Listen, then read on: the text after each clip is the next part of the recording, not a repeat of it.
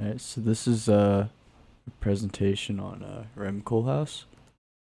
Rem Koolhaas is a Dutch architect, architectural theorist, and a professor in the practice of architecture and urban studies at the Graduate School of Design at Harvard University. At 19, he became a journalist for the Hoxie Post, a social liberal magazine published weekly in Amsterdam.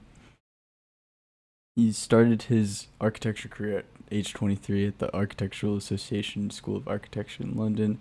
He would later go on to win various awards such as the Pritzker Prize in 2000, the Premium Imperial in 2003, the Royal Gold Medal in 2004, Leon d'Oro a la Carriera in 2010, and the Rolf Schock Prize in 2022. At 8 years old, Koolhaas moved to Jakarta, Indonesia, and lived there until he was 12. While he was there, in an interview he did with Past, Present, and Future, he talked about how he wasn't home much, which shaped how he perceives the built environment. He recalls his parents would leave for 3 weeks and leave him in a village in Bali to explore the village.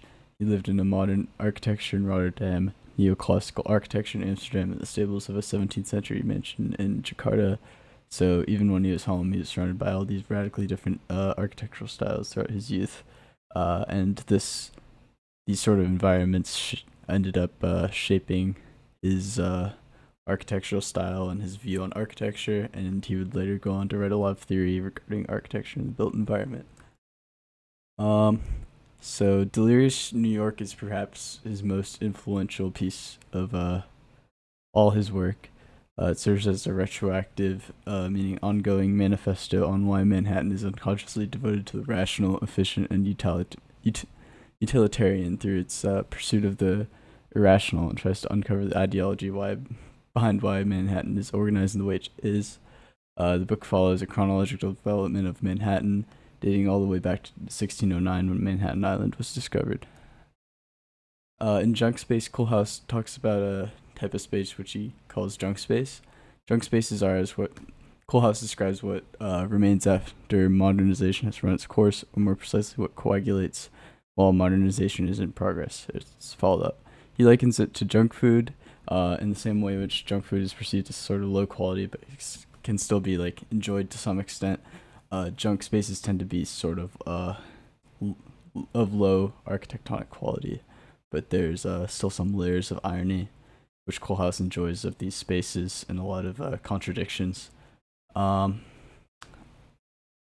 this book, he tries to define an implicit philosophy and set of qualities to the phenomena of spaces such as airport terminals and shopping malls. He loves the aesthetic delight of analyzing junk spaces, but as I mentioned earlier, he sort of describes the irony of these spaces, which he enjoys, and sort of the contradictions of being flamboyant yet unmemorable, overripe yet nourishing, and sort of uses an example of a utilitarian table, which has a white sheet draped over it. Junk space thrives on design, but design thrives in junk space. Is a quote which was used in the book, which I thought sort of kind of was interesting. These are some of the examples of junk space. As you can see, shopping malls, airports, and casinos. Some of the other notable theories that he wrote about, or other books, is SMLXL, 1995, with Bruce Mall, which is a collection of essays, diary excerpts, and travel logs, photographs, architectural plans, sketches, and cartoons produced by the OMA in 20 years prior to publication. The book is organized in a way which the title implies. So, small and medium addresses the domestic and the public architecture, which OMA addressed. Large sort of addresses the architecture of bigness, and extra large deals with the issue of urbanism. Elements of Architecture is written by Koolhaas in 2014, and is a book which attempts to break down essential elements of a building and reveal design techniques used by successful architects. Mutations in 2001 was a joint project of Koolhaas and the Harvard Project on the City, which explores the unstable urban conditions around the world at the turn of the 21st century, a tipping point at which the world's city dwellers began to outnumber those in rural areas. Section which Koolhaas and the Harvard Project on the City focus on in particular focuses on the Pearl River Delta in Southeast Asia and sort of uses that as an example to showcase how rural areas are quickly being urbanized. Uh, Project Japan Metabolism Talks was written in 2011 by Koolhaas and Hans Ulrich, which delves into the history of the first non-Western avant-garde movement in architecture, which is known as metabolism, which developed in Japan, which fuses ideas of architectural megastructures with ideas of organic biological growth. The book consists of interviews conducted by Koolhaas and Ulrich between 2005 and 2011 following surviving members of the metabolism movement. So overall theory ideas, Koolhaas likes to focus on the idea of the generic with his designs. The theory he talks about, and sort of focusing on these ordinary sort of things and contextualizing them into different things, or just kind of simply analyzing them and kind of like how these ordinary things actually have like a lot of weird quirks and phenomena. An example of this would be in the IIT McCormick Tributes Campus Center, where he's exposed drywall on the ceiling purposely as a statement piece, sort of to recontextualize it and sort of take something that's very ordinary and place it in a context where it's sort of unusual. He also kind of, as we've seen with Junk Space, he analyzes these very ordinary spaces, which and sort of kind of breaks them down and sort of looks at their like weird quirks, what makes them sort of unusual, and sort of fascinating in a way. One of Rem Koolhaas's most famous buildings is the Chinese Central Television Headquarters, also known as the CCTV headquarters in Beijing, China. This design is a reinvention of the skyscraper as a loop of 6 horizontal and vertical sections covering over 5 million square feet of floor space, creating an irregular grid of the building's facade with an open center. CCTV, accommodating TV studios, offices, broadcasting, and production facilities, is OMA's largest ever project and its first major building in China, construction beginning in 2004. CCTV's forms facilitates the combination of the entire process of TV making in a loop of interconnected activities. Rising from a common platform, 2 towers lean towards each other and eventually merge in a perpendicular 75-meter cantilever. The main lobby is an atrium, stretching 3 floors underground and 3 floors above ground. This area is also connected to Beijing subway line and also acts as a departure and arrival hub for almost 10,000 CCTV workers.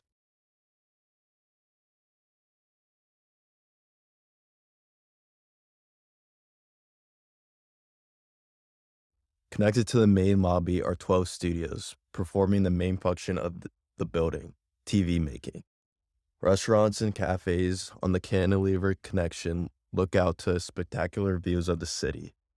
Observatory stands at 534 square feet. Tower 2 houses a hotel, visitor center, a large public theater, and conference facilities and exhibition for 1,500 people. In this graphic, you can see the different sections of the buildings and the programs that they hold.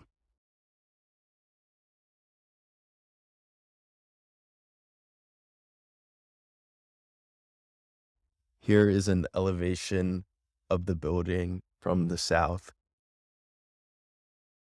Here you can see the unique facade on the side of the building and the unique leaning tower shape described earlier.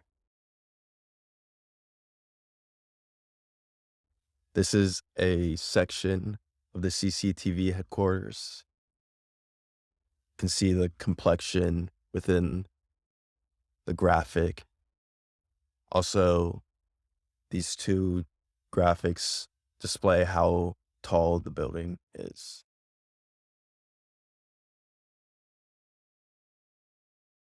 Here is a site plan of the building and its neighboring buildings. The TVCC building was also done by OMA and Koolhaas.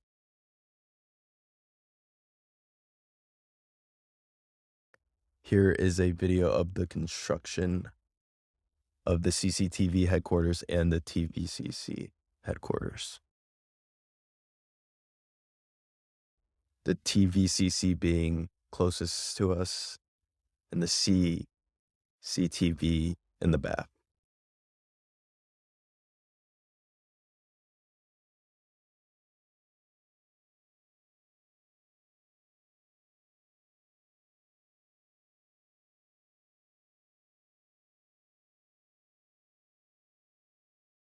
The forces at work within the structure are rendered visible on the facade. A web of triangulated steel tubes, diagrids, that instead of forming a regular pattern of diamonds, become dense in areas of greater stress and looser and more open in areas requiring less support. The facade itself becomes a visual manifestation of the building structure. The self-supporting hybrid facade structure features a high-performance glass panels with a sun shading of 70% open ceramic frit, creating the soft silver gray color that gives the building a surprisingly subtle presence in the Beijing skyline. The diagrid frame consists of the major layers on its facade, which are sandwiched together to form a tightly enclosed structure. The first main layer consists of the steel structure with the reinforcement in a diamond form acting as a load-bearing element. An additional orthogonal steel structure was then made to support the existing structure. Another layer of steel structure with reinforcements was then all made to create a closely packed structure. To top it all, fine glazing and asymmetrical cladding would then conclude the structure. The Beijing Television Culture Center fire was a massive blaze on February 9, 2009, in the Beijing Central Business District of Beijing, involving the uncompleted Beijing Television Culture Center, also known as the TVCC building. The building was adjacent to the CCTV headquarters and owned by China's Central Television. This building was scheduled for completion in May 2009. The TVCC has been rebuilt and was opened in 2012. Rem Koolhaas said the building could never have been conceived by the Chinese and could never have been built by the Europeans. It is a hybrid by definition. The unique shape the building possesses caused a local taxi driver to nickname the building Big Boxer Shorts, this leading to the local nickname of Big Pants. The Chinese critic then said it was modeled after an adult image of a woman, which was then denied by Koolhaas. This, however, caused a lot of buzz in not only Beijing, but the architecture community. De Rotterdam. It's located next to the Old Harbor District, and it's the largest building in the Netherlands at 150 meters tall. There are 3 masses stacked up that make up 44 floors, and Koolhaas has described it as the vertical city because of its multifunctional use for people to live, eat, and relax. Here's a plan view of the building. And then here's a section view. And here's a quote by Rem Koolhaas about the construction of De Rotterdam. It's a miracle that construction will finally begin. One of the positive outcomes of the economic crisis is the drop of the cost of materials and construction, which has given new energy to long-running projects like this one. Another quote is, "This building is not the same from any given angle. We consider that not so much an innovation, but a new ambition in architecture." The architectural concept is more than size.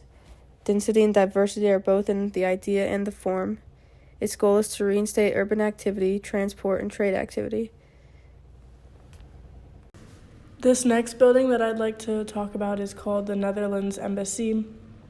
Most people refer to it as an equally disciplined cube with equally disciplined irregularities.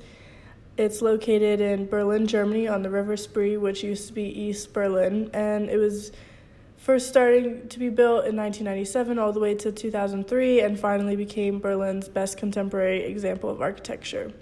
The structure is used as an office space, and it's a freestanding cube that houses the actual embassy. Rem Koolhaas used to his advantage that the city law states every corner block has to be built up. Going on to the next slide, he also made a book called The Dutch Embassy in Berlin, and it was written in 2004, a year after the building itself finished construction. And going on to the next slide, I wanted to add a video. It was titled Architect is a Paradoxical Profession, but it's basically an interview of Rem Koolhaas. He just answers some questions on his thoughts of architecture and certain buildings that he has designed. So I'll play that now.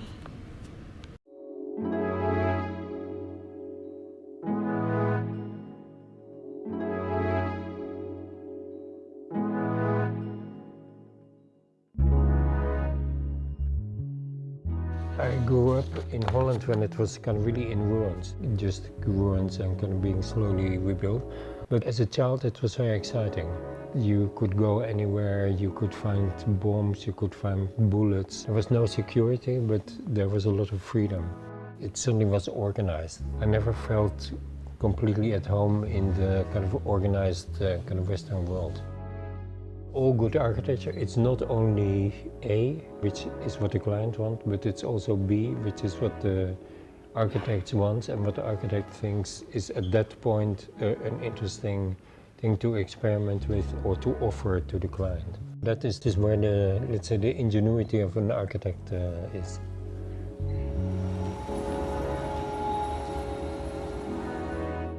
It's a very paradoxical profession where on the one hand you want to be precise, on the other hand you know that 10 years later any precision doesn't make any sense of what people ask on a particular moment, and so that you give it an additional dimension, that whatever happens or whatever change in society there is, that additional dimension will continue to stimulate. So for instance in the Kunsthalle, that additional dimension is that it can be used for anything. You can also give parties there, you can work there. I like addressing kind of issues, they like addressing architecture. So it's kind of very pure and limited and focused on architecture, which I think has its qualities, but also its limitations. I mean, you realize that you try at least to not make kind of buildings that make people suffer or that harm people, but you also don't do a kind of popularity context. I think with CCTV it's also a building that divides people, but where there's also, in my experience, many people also like it. There is many facilities that were not in the old building, that there are public spaces that were not in the old building that you can improvise. It's not a kind of lonely building, but that it's a kind of building that actually kind of relates well to almost any other building, and that tries to create a kind of group out of them. It's kind of divided by kind of private space, and then here is a kind of collective space, and there's a kind of constant relationship. And strangely enough, today with computers, can people, even if they're in large groups, they can kind of focus for an entire day and not even be aware of anyone in their vicinities.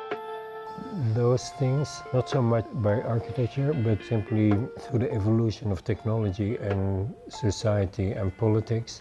Now China, of course, also had the market economy, but basically I think we really suffer from the consequences of the market economy. That kind of things that used to be free, you know, you have to pay for, and kind of more and more facilities, you know, are inviting you on the one hand, but you have to pay to support them. I think that many institutions suffer from their own success. It becomes kind of, in a certain way, really a burden that takes away from the experience of looking at something beautiful. For me, of junk space is that it's defined not for kind of architectural reasons or for artistic reasons or for ideological reasons, but that it's really mostly generated and mostly shaped for either to please or to sponsor economic aims or to advertise. Everything becomes frivolous and without function, then it becomes, I think, a burden.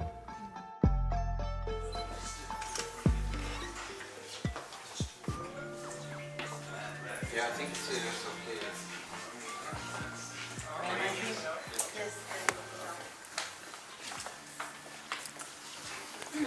Goodbye to you. Nice.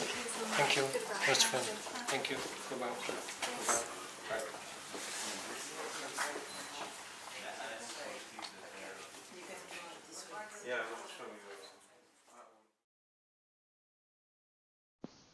Located on a hill that overlooks the town of Bordeaux, France, Maison à Bordeaux is a private residence designed for a wheelchair-bound man and his family. Upon completion in 1998, the house serves as a spatially complex and innovative solution that alters the paradigm of how a dwelling can function. Comprised of 3 rectangular forms, the house appears to be spatially simplistic. However, each form has its own unique function. The bottom volume is buried within the hill, creating a sense of comfort for family activities. The middle volume is the most transparent, allowing for a blend between the interior and exterior of the space. It is in this living space that the family spends the most time. The highest volume is opaque, creating protection for the family's bedrooms. The most fascinating aspect of this house is the 3-story elevator that is located in the center. This space is primarily occupied by the father of the household, who uses it to move between levels of the house. This dynamic adaptation of a room system within a domestic dwelling is what makes this building so influential.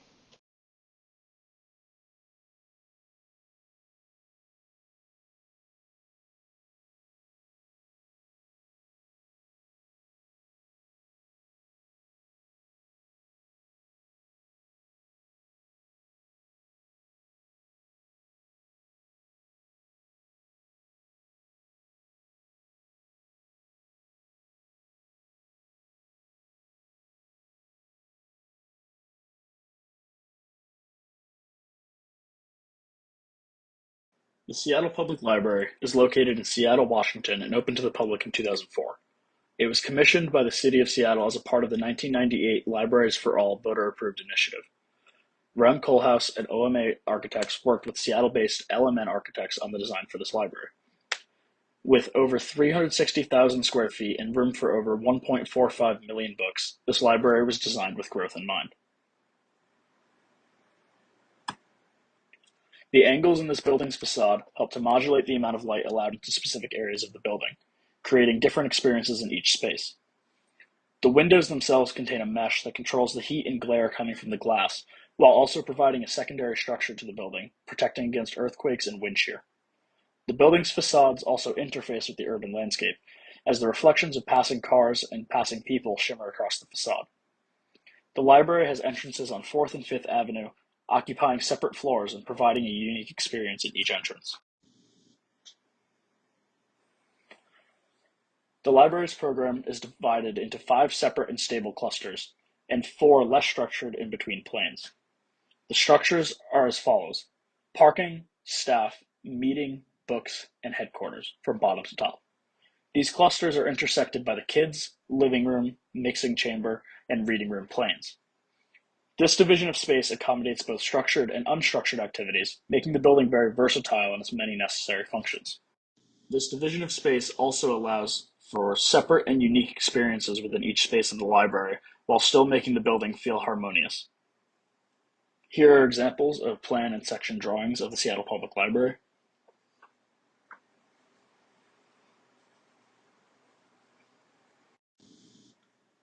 This library features Koolhaas's Book Spiral, an innovative organization system for the library's texts. Koolhaas was very frustrated by the difficulty of locating books in most libraries, and compared the experience to being, quote, led along a trail of tears. You're handed the Dewey Decimal System, he said, which is already obtuse to all of us, and the next step is that the building doesn't even support that very obtuse classification system. Our aim was to create a system for physical organization that matched the organization of the Dewey.